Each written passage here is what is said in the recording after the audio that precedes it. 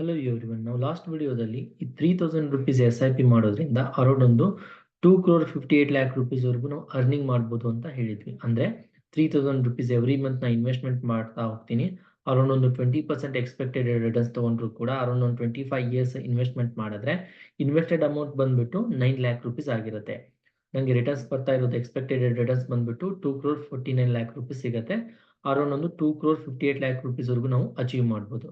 ಅಂದ್ರೆ 20% ನನಗೆ ರಿಟರ್ನ್ ಸಿಕ್ಕಾಗ. ಬಟ್ ನಾನು ಈ 3000 ರುಪೀಸ್ ನಾನು ಯಾವ ರೀತಿ ಅರ್ನಿಂಗ್ ಮಾಡಬೇಕು ಅನ್ನೋದನ್ನ ನೋಡಿದ್ರೆ, ಫಾರ್ ಎಕ್ಸಾಂಪಲ್ ನಾನು ಇಲ್ಲಿ ಒಂದು ಪಾಲಿಸಿ ತರ ನಾವು ನೋಡ್ತೀವಿ. ನೀವು ಎಲ್ಲರೂ ಕೂಡ ನಾವೀಗ ಒಂದು ಇನ್ಶೂರೆನ್ಸ್ ಪಾಲಿಸಿಗಳನ್ನ ಮಾಡಿರ್ತೀವಿ. ಯಾವ ರೀತಿ ಇನ್ಶೂರೆನ್ಸ್ ಪಾಲಿಸಿಗಳಿರುತ್ತೆ ಅಂದ್ರೆ, ನಾವು ತುಂಬ್ತಾ ಹೋಗಿರ್ತೀವಿ, ಬಟ್ ರಿಟರ್ನ್ಸ್ ನಮ್ಗೆ ಏನ್ ಬರುತ್ತೆ, ಒಂದು end of the policy maturity time ಅಲ್ಲಿ. ಸೊ ಇನ್ ಬಿಟ್ವೀನ್ ಅಲ್ಲಿ ನಮಗೆ ರಿಟರ್ನ್ಸ್ ಬರಲ್ಲ. ಸೊ ಈ ಪಾಲಿಸಿ ಏನಂತೀವಿ, ಒಂದು ಗೋಲ್ಡ್ ಪ್ಲಾನ್ ಅಂತ ಕರಿತೀವಿ. For example 1,00,000 rupees every year ನಾನು ಇನ್ವೆಸ್ಟ್ಮೆಂಟ್ ಮಾಡ್ತಾ ಹೋದೆ ಅಂದ್ರೆ ಅರೌಂಡ್ ಒಂದು 10 ಇಯರ್ಸ್ ವರೆಗೂ ನಾನು ಏನ್ ಮಾಡ್ತಿದ್ದೀನಿ, ಎವ್ರಿ ಇಯರ್ ಬಂದ್ಬಿಟ್ಟು 1,00,000 ರುಪೀಸ್ ಪೇ ಮಾಡ್ತಾ ಹೋಗ್ತಾ ಇದ್ದೀನಿ.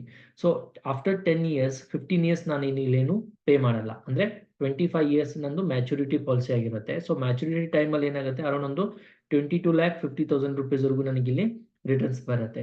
ಅಂದ್ರೆ ನಾವು ತುಂಬಿರೋ ಅಮೌಂಟ್ 10,00,000 ರುಪೀಸ್ ಇದೆ, ಬರ್ತಕ್ಕಂತ ರಿಟರ್ನ್ಸ್ ಏನಿದೆ 22,50,000 ರುಪೀಸ್ ಇದೆ. ಇದು ಕೂಡ ಒಂದು ಎಕ್ಸಾಂಪಲ್ ಆಗಿ ಏಜ್ ಬಂದ್ಬಿಟ್ಟು 30 ಇಯರ್ಸ್ ಅಲ್ಲಿ ಕನ್ಸಿಡರ್ ಮಾಡಿದೀನಿ. ಸ್ವಲ್ಪ ನಮ್ಮ ಏಜ್ ಹೆಚ್ಚು ಕಡಿಮೆ ಇದ್ದರೂ ಕೂಡ ಇಲ್ಲಿ ತುಂಬಿರ್ತಕ್ಕಂಥ ಅಮೌಂಟ್ ಕೂಡ ಸ್ವಲ್ಪ ವೇರಿಯೇಷನ್ ಆಗುತ್ತೆ. ಅಂದ್ರೆ ಬರ್ತಕ್ಕಂಥ ರಿಟರ್ನ್ಸ್ ಕೂಡ ಸ್ವಲ್ಪ ವೇರಿಯೇಷನ್ ಆಗುತ್ತೆ. ಓಕೆ, ಸೊ ಅದೇ ರೀತಿಯಾಗಿ ಇಲ್ಲಿ ನಾವೇನ್ ನೋಡ್ಬೋದು, ನಾರ್ಮಲ್ ಆಗಿ ಡೆತ್ ಬೆನಿಫಿಟ್ಸ್ ಬಂದ್ಬಿಟ್ಟು ಅಪ್ ಟು 25 ಇಯರ್ಸ್ ವರೆಗೂ ಏನಿರುತ್ತೆ, 13,00,000 ರುಪೀಸ್ ವರೆಗೂ ನಮಗೆ ಡೆತ್ ಬೆನಿಫಿಟ್ಸ್ ಇರುತ್ತೆ. ಅದ್ರ ಜೊತೆಗೆ ನಾನು ಈ 1,00,000 ರುಪೀಸ್ ಜೊತೆಗೆ 1,000 ರುಪೀಸ್ ಅಡಿಷನಲ್ ಆಗಿ ಪೇ ಮಾಡಿದೆ ಅಂದ್ರೆ ಆಕ್ಸಿಡೆಂಟಲ್ ಬೆನಿಫಿಟ್ಸ್ ಅಂತ ಹೇಳ್ಬಿಟ್ಟು 9,00,000 ರುಪೀಸ್ ವರೆಗೂ ಸಿಗುತ್ತೆ. ಯಾವ ರೀತಿ, ಸಪೋಸ್ ನಾವು ಇಲ್ಲಿ 1,00,000 ರುಪೀಸ್ ಪೇ ಮಾಡಿರ್ತೀವಿ, ಕ್ರಿಟಿಕಲ್ ಕಂಡೀಷನ್ ಅಲ್ಲಿ ಏನಾದ್ರು ಆಕ್ಸಿಡೆಂಟ್ ಅದು ಆಯ್ತು ಅಂದ್ರೆ ಕೆಲವೊಂದಿಷ್ಟು ಪಾಯಿಂಟ್ಸ್ ಗಳಿದೆ, ಅದನ್ನೇನಾದ್ರು ಕ್ರೈಟೀರಿಯಾ ಫುಲ್ಫಿಲ್ ಆಯ್ತಪ್ಪ ಅಂದ್ರೆ ಆ ಟೈಮಲ್ಲಿ ಏನಾಗುತ್ತೆ, ಈ ನೆಕ್ಸ್ಟ್ 9 ಇಯರ್ಸ್ ಅದೇನು ಪಾಲಿಸಿಗಳದ್ದು ತುಂಬಾ ಅಮೌಂಟ್ ಇರುತ್ತಲ್ಲ, ಈ ಅಮೌಂಟ್ ಗಳನ್ನ ಯಾರು ಪೇ ಮಾಡ್ತಾರೆ, ಈ ICICI ಪ್ರೊಡೆನ್ಷಿಯಲ್ ಗೋಲ್ಡ್ ಪ್ಲಾನ್ ದವರೇ ಪೇ ಮಾಡ್ತಾರೆ. ಅದೇ ರೀತಿಯಾಗಿ ನಿಮ್ಗೆ ಇಲ್ಲಿ ಬೆನಿಫಿಟ್ಸ್ ಏನ್ ಸಿಗ್ತಾ ಇದೆ, ಒಂದು ಡೆತ್ ಬೆನಿಫಿಟ್ಸ್ ಬಂದ್ಬಿಟ್ಟು 13,00,000 ರುಪೀಸ್, ಡೆತ್ ಆಕ್ಸಿಡೆಂಟಲ್ ಬೆನಿಫಿಟ್ಸ್ ಬಂದ್ಬಿಟ್ಟು 9,00,000 ರುಪೀಸ್ ಸಿಗ್ತಾ ಇದೆ. ಮ್ಯಾಚುರಿಟಿ ಟೈಮ್ ಅಲ್ಲಿ 22,00,000 ರುಪೀಸ್ ವರೆಗೂ ನಮಗೆ ರಿಟರ್ನ್ ಸಿಗ್ತದೆ. ಈ ರೀತಿ ನಮಗೆ ನಾರ್ಮಲ್ ಇನ್ಶೂರೆನ್ಸ್ ಗಳಲ್ಲಿ ಸಿಗುತ್ತೆ. ಬಟ್ ಇದರಲ್ಲಿ ಎಡಿಷನಲ್ ಏನಾಗುತ್ತಪ್ಪ ಅಂದ್ರೆ, ನಂಗೆ ಎವ್ರಿ ಇಯರ್ 36,000 ರುಪೀಸ್ ನನಗೆ ರಿಟರ್ನ್ ವಿಡ್ರಾವಲ್ ಸಿಗ್ತಾ ಹೋಗುತ್ತೆ. ಅಂದ್ರೆ ನಾನೇನ್ ಪಾಲಿಸಿ ಮಾಡಿಸ್ತೇನಿಲ್ಲ, ಪಾಲಿಸಿ ಮಾಡಿಸಿದ ನೆಕ್ಸ್ಟ್ ಮಂತ್ ಇಂದಾನೆ ಏನಾಗುತ್ತೆ, ಎವ್ರಿ ಮಂತ್ 3,000 ರುಪೀಸ್ ರಿಟರ್ನ್ ಕೊಡ್ತಾ ಹೋಗ್ತಾರೆ. ಅದನ್ನ ಎಲ್ಲಿವರೆಗೂ ರಿಟರ್ನ್ಸ್ ಕೊಡ್ತಾರೆ ನಂಗೆ ಅವರು 3,000 ರುಪೀಸ್ ಅಂದ್ರೆ, ಅಪ್ ಟು ನಮ್ಗೆ 25 ಇಯರ್ಸ್ ವರೆಗೂ ನಮ್ಗೆ ಕೊಡ್ತಾರೆ.